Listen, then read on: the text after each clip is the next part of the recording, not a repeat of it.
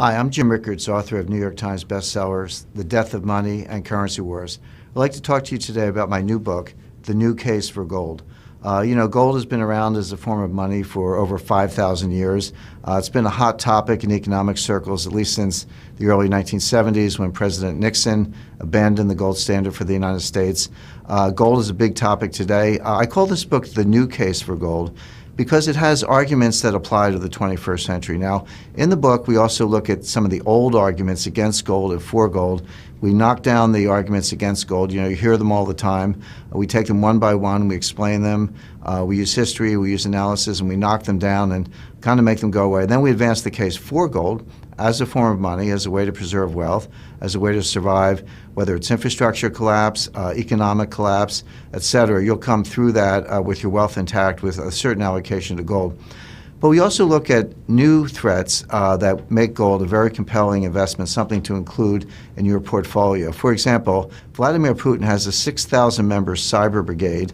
And by the way, the Chinese and North Koreans and Iranians and others, Syrians and others also have their cyber brigades, working day and night to hack the U.S. financial system, shut down stock exchanges, shut down banks.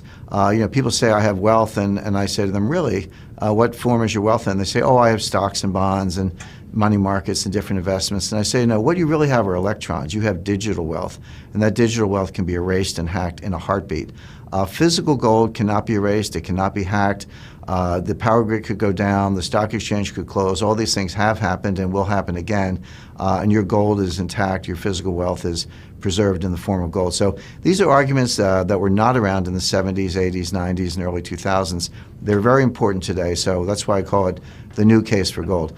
It's educational. I'm not a gold salesman. I hope people read this book, buy this book, take it to heart, and you decide for yourself if gold is right for you or not. But all I'm trying to do is get the message out there and explain to people that wealth in stock markets, in bonds, in digital form, what Wall Street wants to sell you. Look, Wall Street is not in the business of making you rich. Wall Street is in the business of making themselves rich. You could lose 30, 40% of your money easily if you're all in the wrong investments. A way to preserve wealth is with gold. This book is an educational tool. I hope you enjoy it.